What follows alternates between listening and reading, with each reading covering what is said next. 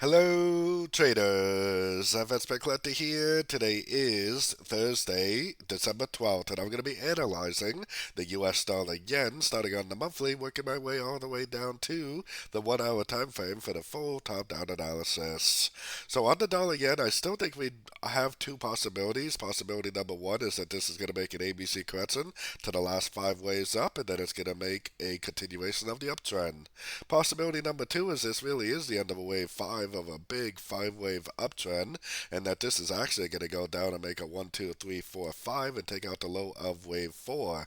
Literally, it's exactly the same pattern until you get to about this point right here, which is very important to realize.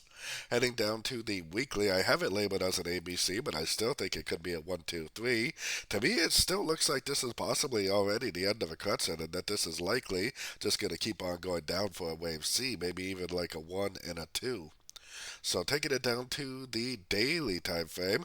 On the daily time frame, I think this is still going to go down. I think this could be a wave 1 and a wave 2. So I'd be paying very, very close attention to your Fibonacci retracement levels for a big move to the downside for possibly the continuation of the downtrend.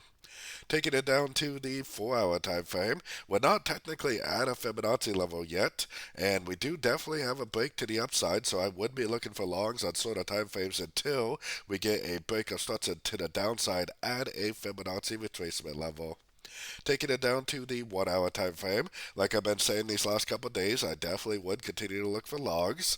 Eventually, I think what will happen is we'll get like a double top at a Fibonacci level and with a nice impulsive down with a nice break of structure.